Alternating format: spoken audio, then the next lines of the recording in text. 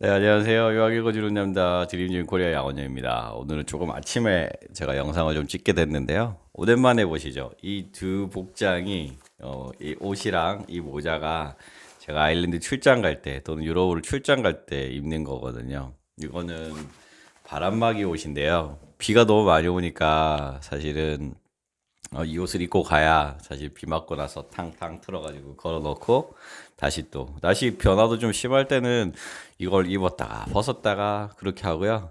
이 모자는 보자. 제가 볼 때 10년 넘은 것 같은데요. 한 12, 3년 된 것 같습니다. 제가 아일랜드에 있다가 들어와서 저희 동서가 모자에다가 저희 회사 이름을 이렇게 박아줬는데 이게 파란색, 초록색, 이제 이 브라운 이렇게 세 가지였는데 두 개는 이제 낡아가지고 이제 못 쓰게 됐고요. 이거 하나만 이제 남았네. 이것도 사실 많이 이제 낡았어요. 기간이 지나다 보니까 시간이 지나다 보니까 그래도 저는 개인적으로 이 모자 되게 좋아하는 편이에요. 제가 어저께 캐나다 대상에서 진행되는 그 학교 한 곳의 프로그램에 다녀왔거든요. 그래서 이제 거기서 들었던 이야기들 몇 가지 좀 정리 좀 해서 여러분들하고 나눌까 합니다. 일단 그 학교는 캐나다에 있는 칼리지였어요. 그래서 여러분들도 아시겠지만 뭐 유니버시티랑 칼리지의 개념이 나라마다 칼리지에 대한 개념이 좀 다르거든요. 뭐 아일랜드도 학교들 중에 이름이 뭐 칼리지로 돼 있는 데가 되게 많아요. 그리고 아일랜드뿐만 아니라 영국 영어에 있었던 곳들은 칼리지라고 하면 우리나라 대학 이런 개념이 아니라 그 세컨더리 스쿨 이상에 되는 것들을 그냥 칼리지라고 부르기 때문에 심지어 고등학교도 칼리지라고 되어 있거든요. 그래서 그런 부분들 한번 잘 참고해 보시고요. 그래서 이제 캐나다의 그 담당 선생님께서 하셨던 말씀이 뭐냐면 되게 전 좀 인상적이었는데 캐나다에서는 공부를 시간이 지남과 동시에 계속 한다는 거예요. 우리는 뭐 고등학교에서 대학 가고 대학에서 석사하고 박사하고 취업을 한다라고 하면 캐나다 사람들은 그렇게 하지 않고 뭐 하다못해 그 디플로마 2년짜리만 끝내고도 직장 구하고 거기서 공부가 필요하다가 생각이 되면 칼리지 가서 3학년이나 4학년 가정하고 거기서 또 공부가 필요하다고 생각이 들면 그때서야 비로소 대학원을 가거나 그렇게 한대요. 그러면서 그 이제 한국에서 이제 캐나다로 오시고자 하는 분들에게 방법이 여러 개가 있는데 그 중에 어 포스트 그레주에이트 워크 퍼밋이라고 그래가지고 디플로마 코스 2년 이상의 과정을 마치면 3년간 직업을 구할 수 있게 워크 퍼밋을 할 수 있는 그 기간 체류할 수 있는 기간을 허용해 주는 거죠.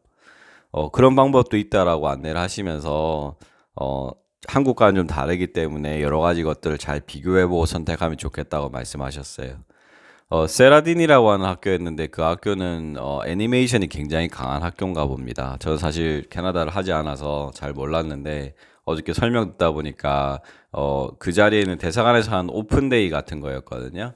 그래서 학교 담당자 오시고 에이전트 분들 한 절반 정도 오셨던 것 같고 나머지 절반은 학생 또는 학생 어머님들이 오신 것 같아요.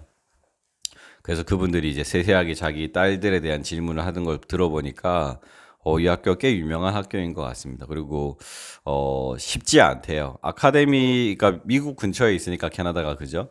아카데미 상 같은 것들도 애니메이션 분야에서는 이 학교 출신자들이 굉장히 많이 받는답니다. 그러다 보니까 이 학교 인지도가 더 높아졌고 어떻게 보면 선순환이죠. 좋은 인력이 들어와서 열심히 공부하다 보니까 좋은 인력이 배출되고 그 배출된 인력이 현장에서 좋은 결과물을 만들고 그러다 보니까 학교가 점점 레퓨테이션에서는 점점 높아지는 그런 단계.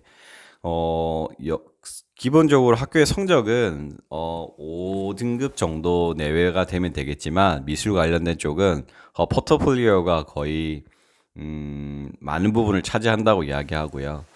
93% 정도 이상의 포트폴리오가 이상 그 기준이 되어야 합격할 수 있다라고 하니까 사실은 되게 중요한 것 같습니다.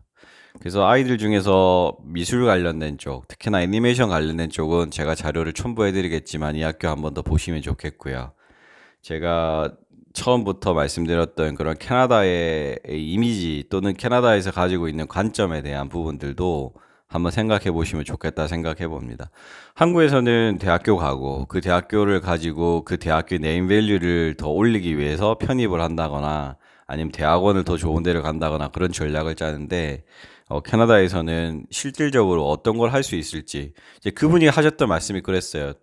여기 오신 분들 중에 뭐 중학교, 고등학교 때 자신의 길을 발견하고 그 길을 준비해서 대학 가신 분 손 드세요 그러시더라고요. 그래서 전공을 뭐 하셨냐고 물어봐서 저는 호텔 경영하겠다고 했더니 그게 이론적으로 하는 유니버시티에서 한 거랑 워크플레이스에서 하는 거랑 어떤 게 더 도움이 되겠냐고 그렇게 이야기하더라고요. 뭐 당연히 워크플레이스 쪽에서 더 도움이 많이 되었겠죠.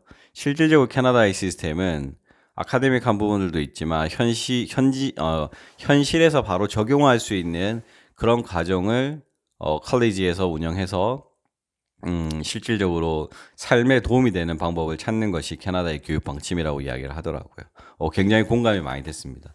한국도 조만간 이제 수학능력 평가가 치러지게 되는데 많은 학생들이 정시든 수시든 대학을 입학하는 걸 목적으로 두지만 그것보다 더 중요한 게 자신이 어떤 일에 관심이 있는지 여부를 확인하는 것들이 더 중요한데 그러지 않다는 사실에 조금은 좀 안타까움이 있고요. 그래서 이제 뭐 향후에 좀 바뀌겠죠. 우리나라도 이제 우리나라 교육 시스템대로 일정 부분은 계속 유지하겠지만 시간이 흐름과 또 사회가 원하는 변화에 따라서 이 교육에 대한 부분들도 변화가 있을 것이라고 기대도 하고 그렇게 됐으면 좋겠다는 바람도 같이 가져보게 됩니다.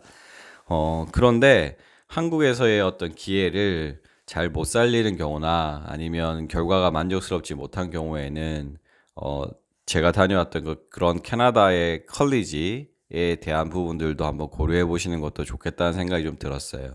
제가 그냥 생각을 해봤는데요. 고등학교 졸업하고 나서 만약에 그 디플로마 과정 2년 또는 3년 과정인데 그 과정을 하고 3년의 워크 퍼밋을 구할 수 있는 그런 체류할 수 있는 기간이 있으니까 한 5년 정도의 해외 생활을 한번 투자해 보겠다. 내 인생에 있어서.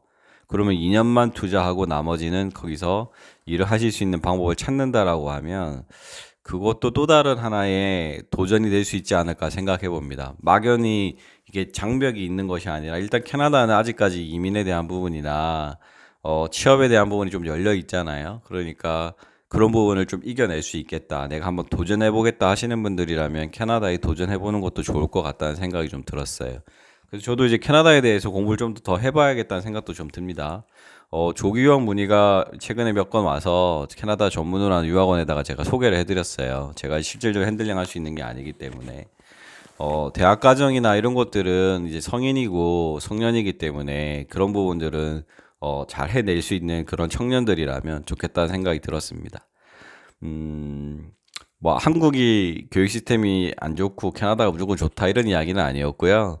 캐나다에서의 그런 관점들이 캐나다를 조금 더 오픈 마인드로 만들었다면 한국에서도 그런 부분들을 접목시킬 수 있는 건 좀 접목했으면 좋겠고 또 한국에서의 어떤 상황들이 여의치를 못해서 좌절하거나 낙담만 하고 있는 것이 아니라 혹시라도 또 다른 기회를 보고 싶다면 그런 방법도 있다라고 하는 걸 제시해 드리고 싶습니다. 꼭 유학을 가야 된다는 건 아니고요. 혹시 경제적으로 조금 타이트한 예산이라면 워킹홀리데이라고 하는 제도를 통해서 그 나라에 가보시는 것도 한 방법이 되실 수 있을 것 같아요. 가서 짧게 한 3개월 정도 영어 공부 집중적으로 하고 그 다음에 일을 하면서 돈을 모아서 자신이 생각하는 예산 범위 내에 들어오는 칼리지가 있다면 그걸 다음 단계로 넘어갈 수 있게끔 그렇게 준비하는 방법들도 있으니까 잘 한번 방법 생각해 봤으면 좋겠고요. 저는 에이전트 유학원을 이용하는 방법에 있어서 어떤 그 딱 정해놓은 거를 가지고 내가 여기 가려고 하니까 나에게 도움을 주세요 이런 것보다는 자신의 계획이 뭔지를 먼저 좀 설정하고 난 다음에 저는 이런 계획이 있어요. 이런 계획을 실천하기 위해서는 어떤 진행 방법으로 가는 것이 도움이 될 것인지에 대한 상담을 하는 것도 저는 좋은 방법이라고 생각합니다. 말이 좀 길어졌는데요. 어찌됐든 여러분들에게는 정말 다양한 길과 다양한 방법들이 있으니까 지금 주어진 상황에 대해서 그걸 잘 선택할 수 있게끔 고민하고 그 길을 향해서 달려가시는 여러분이기를 응원하겠습니다. 이상 유학 읽어주는 남자 드림진 코리아 양원영이었습니다. 감사합니다.